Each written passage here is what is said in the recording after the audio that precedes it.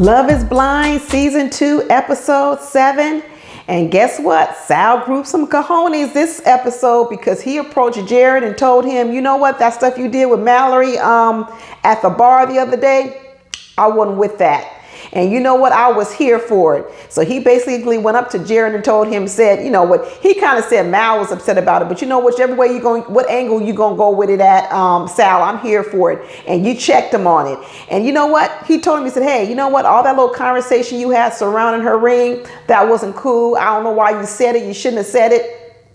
And, you know, Jarrett, he backed on the way up. Oh, I didn't mean anything. I didn't mean any shade by it. Yes, you did. You meant to throw shade. You absolutely meant to throw shade. But you backing it up now. Yeah, back up. Back on up. That's what you need to do. I'm with it, Sal. I'm glad you told him that. Jarrett was caught off guard because y'all don't think he'd ever expected Sal to approach him like that. But I was happy that Sal did it, you know. And then Jarrett says, don't worry about it. I'm happy with Iyanna. You don't have nothing to worry about from me. La da da da da. Back it up. Back it up, Jarrett. But Sal shouldn't have given him any information about his relationship with Mallory. He shouldn't even told Jarrett that they have arguments or anything like that. Because Jarrett, I'm still not 100% on him. I think he might try to use that against you. But so what? You know what? In the end, I'm just happy that Sal spoke up. And then when Sal got to meet Mallory's sister, she was mean. I mean, dang, what kind of family is this? You know, she seemed like she was more selfish than really worrying about Mal, talking about, you know, I just don't want to have to share her. Was that why you so mean? I mean, I know you caught off guard because your sister is, you know, doing this whole experiment and this is sort of unorthodox, but I'm not just that type of person. I mean, once somebody I love makes a decision, you know what, I'm going to support them. I'm not going to be sitting up there talking about I'm not coming to your wedding. That's so foul. I think Sal was really taken aback for it. He looked like he kind of had tears in his eyes. Because I don't know, I just would never expect anyone to do that to me either at this point. I know that they have concern for these people, but just like, I'm not supporting you, I'm not coming to your wedding, I'm not doing none of that. That's just mean, and that's just selfish when you're saying the reason is because you're not ready to give up Mal. That's what happens. You know, sometimes your single people keep you single because then they start wondering about, well, who am I going to go out with? Who am I going to be hanging out with the clubs with? Who am I going to go to brunch with if you marry now? Sometimes people start thinking about more about themselves than they think about your own happiness. Her sister was bringing up that Mal is established, has got a career, you know, basically asking Sal, you know, do you have enough money or are you trying to come in here broke and steal stuff from Mallory? I don't know what Sal has. I know he has a roommate. He doesn't live on his own. So that means he obviously doesn't own property like Mallory does. But still, I don't know. I just didn't like the sister. I didn't like her approach. I thought she was being way too mean. And I hope she has a change of heart. I hope she ends up going to the wedding if they get married. Like I said, I'm not a big Mallory fan either, but I am a big Sal fan. So I don't like nobody coming up against Sal. I'm Mama Bear. And she might be worried about Mallory because now you find out Mallory was in a 6-year relationship and it didn't lead to marriage. That's a waste of time. I hope no woman, I tell every woman, listen, it don't take that long for a man to decide if he wants to marry you. At the most, after a year, year and a half, he should know if he wants to marry you. Don't spend no time in no 6-year relationship if you want to get married. Now, if you just want to hang out, go ahead, hang out. But I don't know what Mallory was doing being in a relationship for no 6 years and it didn't lead to marriage. That was a waste of her prime years. Then Jarrett and Iyanna gets to meet Jarrett's family. I thought it was really cute. I really like Jarrett's dad. If Jarrett was more like his father, I might start liking him better because his father was so sincere. I guess he's a pastor, so he's a PK kid. You know, sometimes PK kids be the wildest kids out here. I don't know. But anyway, it was really nice the way the family embraced Iyanna. I think she really enjoyed it, especially since I think she comes from sort of a broken home. I think having that sort of, you know, in-laws that have been together for many of years, I think that would serve them well. But the more this little episode went on with Iyanna and Jarrett, I started thinking, oh my God, I don't know if they're going to make it. You know, I didn't even like the whole scene where Jarrett went out and Iyanna stayed home. But to be honest with you, I thought that Iyanna was the one wrong on that. I thought she should have gone out and met Jarrett's friends. I mean, I can understand if she's an introvert. She don't want to play at the beach. She didn't want to play volleyball. Now she never wants to go out. Now, yeah, you may not want to go out every single night, but Iyanna, you're going to have to be in the middle. This idea you're going to be sitting home, binge watching and reading books all the time, and your man is out all the time, that ain't going to work. They're going to have to figure out how to meet in the middle. It may not be going out every night, but it definitely can't be staying in the house every night either, Iyanna. You're going to have to do something different.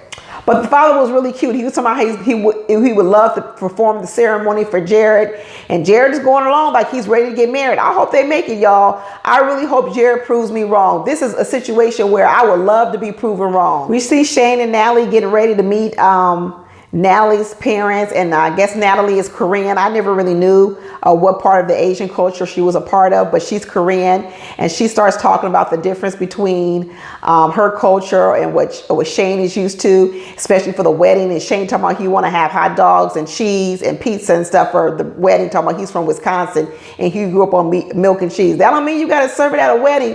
Good Lord, that's so raggedy and tacky. So, Natalie has a little bit of class to her. And so I don't know how they're going to blend these two, because Natalie definitely must be defying her parents' wishes, because pizza, hot dogs, cheese ball curds, boy, bye.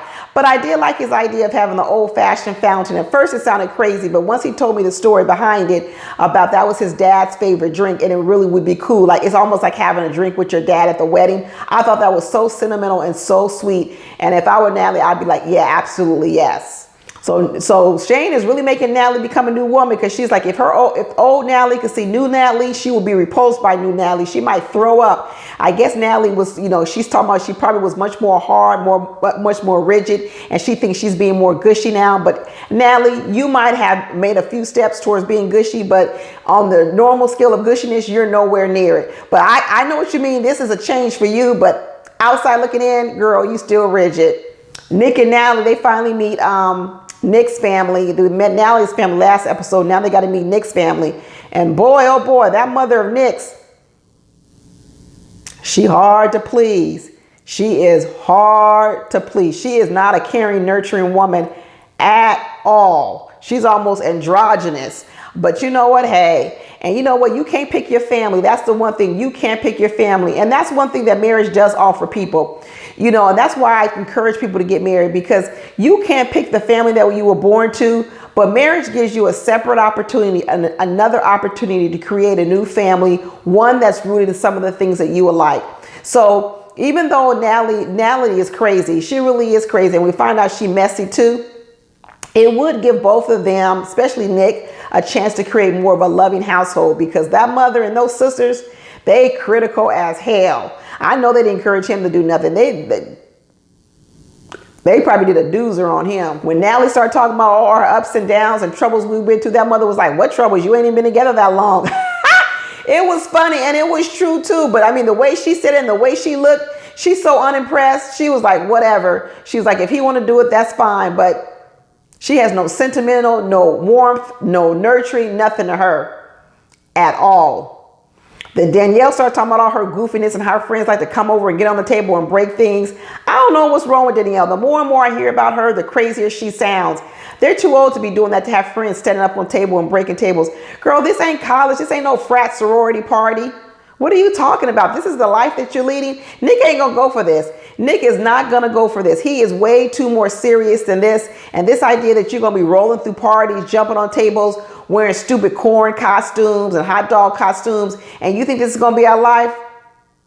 Natalie, you need help.